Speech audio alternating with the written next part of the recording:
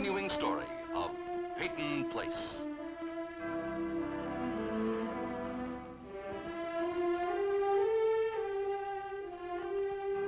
Starring Dorothy Malone as Constance Mackenzie, Warner Anderson as Matthew Swain, Ed Nelson as Michael Rossi, and Mia Farrow as Allison Mackenzie.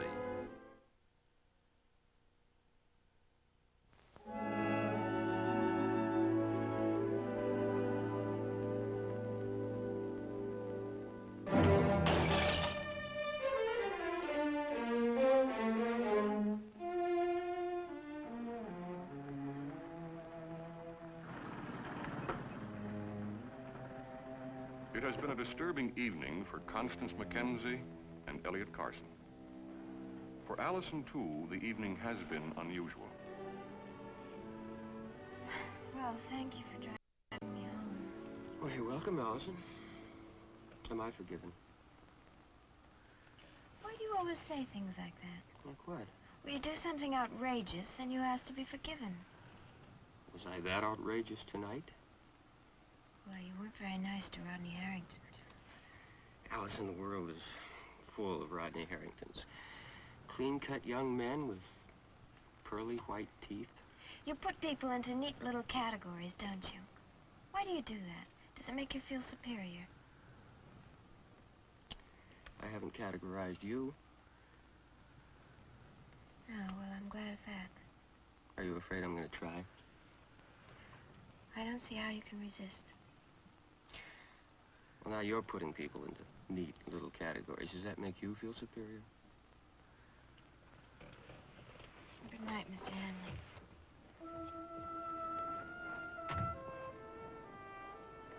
Mr. Carson, hello. Oh, Allison.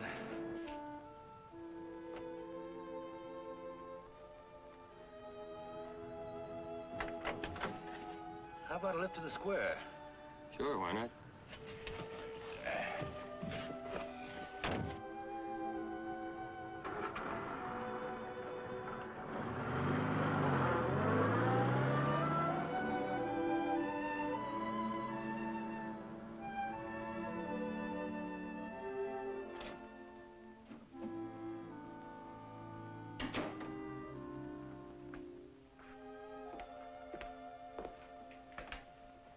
Hi.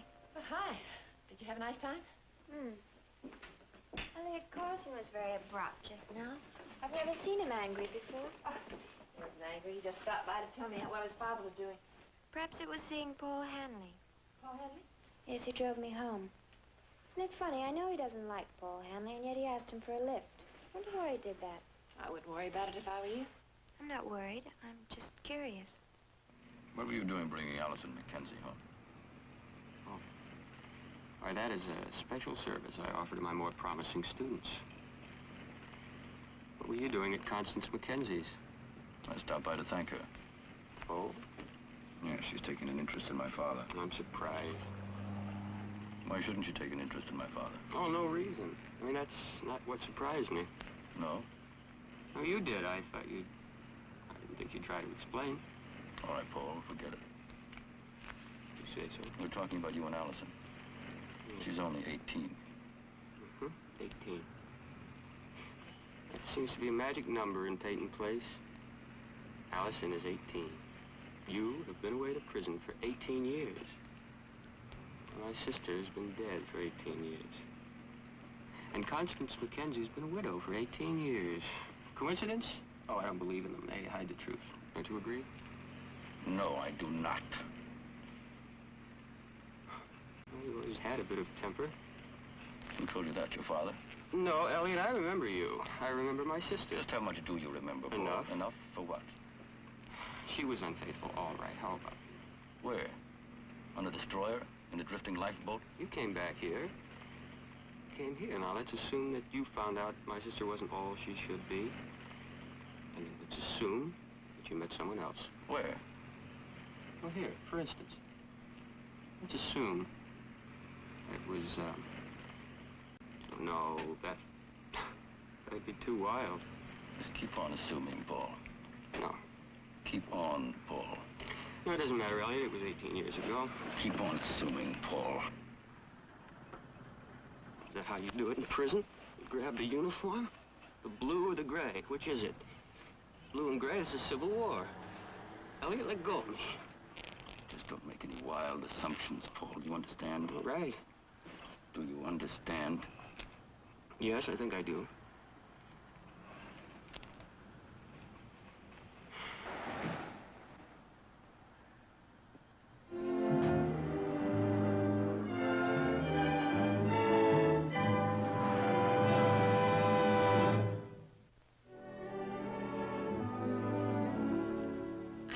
Why you're so concerned with Elliot Carson's problems. Well, you're not exactly disinterested, are you? Oh, you used to pretend you were before he came back. You didn't even want to talk about him. Well, I didn't think it was any of our business. But you are concerned with him. With his father. Oh, Mother. Just because I'm not condemning the man. I'm not condemning him. I'm beginning to understand you better and better. What? You hide your feelings from people, even from me. What feelings am I supposed to be hiding? About Elliot Carson. Oh, I don't think you're interested in him romantically, but you are interested, aren't you? I'll bet you wonder, just like I do, what really happened to his wife. And what happened to him in prison. And what... Why are you looking at me like that? You make it sound so morbid. Did I? Didn't mean to. It's difficult not to think of Elliot Carson as someone very different, very special. Well, he is, isn't he? I mean, he hasn't had a normal life. What happened to the glass in this picture? Oh, I knocked it over. Wasn't that clumsy of me? No, it makes me feel better. You never break anything. I always hoped I'd grow up to look like my father. Of course, I don't. I don't really look like you either. Abby's mother said that children often look like their grandparents rather than their parents. Well, you sometimes remind me of Grandmother Swain. Oh, don't say that. From the looks of her photograph, she was lucky to get anyone to marry her. Oh, Allison. We must never let anything happen to this picture. Because if something did, it would be as if he never existed at all. I have told you, Allison. There were other pictures. I lost them. The moving company lost them when we moved here from New York. Sorry, I didn't mean to upset you. You didn't really. Want to help me turn off the lights, hmm? Strange, isn't it? What? The things we don't know about other people. What goes on in people's minds. Now who are you talking about? Elliot Carson. Yeah? And Paul Hanley, and most everybody, I guess. Even you. You're not doing any writing anymore, are you? No, why? Yet you're still making up stories. You're just not writing them down. Don't be too much of a romantic, Allison. Weren't you ever? I was once. Not anymore.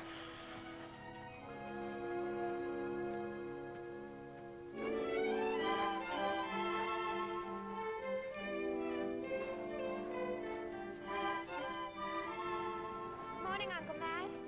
Good morning. What's that, a nasty letter to the editor? No. You look furious. Well, I'm trying to read without my glasses. Oh. Would you care to join me for a cup of hot chocolate? I'm early for my bus. No, not this morning, Allison. Looks like I'll have to buy my own then. Well, a girl can't be lucky every day.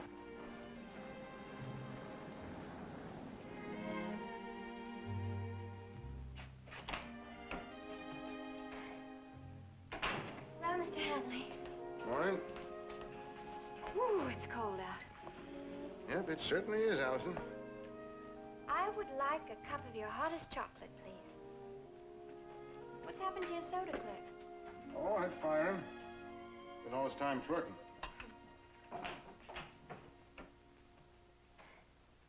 Oh, hello, Allison. Won't you join me? Thank you, but no. Oh, please. I should be studying English morality plays. If I sit here all by myself, I'll feel guilty that I'm not knee-deep in every man. Come on. Well, just for a few minutes, but I have things to do. Thank you. Coffee, please, Mr. Hanley. You I might have heard told you me. were... Well, I'm glad you're back. Are you? Of course I am. I suppose you've heard. You've probably seen Rod. I saw him last night at the faculty art show. Thanks. Then you must know about us. No, he didn't say anything to me. I was with other people. Rod and I are ending our marriage. Oh. You can't be surprised, Allison. No, I just thought that when you came back to Peyton Place, you'd try and make a go of it. I've just come from the lawyer. We signed the papers. Mr. Harrington's lawyer, of course. So here I sit drinking coffee, and Rod is probably at chemistry class. In a while, we'll be free, two separate people again. Our marriage will become one of those Peyton Place mistakes no one ever mentions. Betty, let's not keep talking about Rodney. Why not? I always thought you were in love with him. Rodney and I are good friends, of course. I think, he likes the idea of me rather than actually me. Oh? What's the idea? I don't know. You don't? Well, what do you want me to say? Purity. Why can't you say it, Allison? Why must I say it? I wish I could. Oh, I shouldn't have attacked you. I'm sorry. Isn't it funny when you say a word like purity? It has to be an attack. What's this world coming to? Yeah. What is it coming to? Where did it go? Our little world of Peyton Place. Maybe it never really existed. Oh, it existed. For us, it did. It's all changed. For us, yes. But for a lot of people, things are just the same as they were 3 months ago. It'll change for them, too. Maybe it will. It will. Oh, it will, Allison. Well, maybe it's all for the best. I wish I thought like that. My mother says I'm the last of the great romantics. Oh. No, it's all right. I've got it. Thanks. Exact change. Gotta catch my bus now. Are you going my way? I'm going to the Bon Marché and try to talk them into hiring you a sales girl. Oh, good luck. Thanks.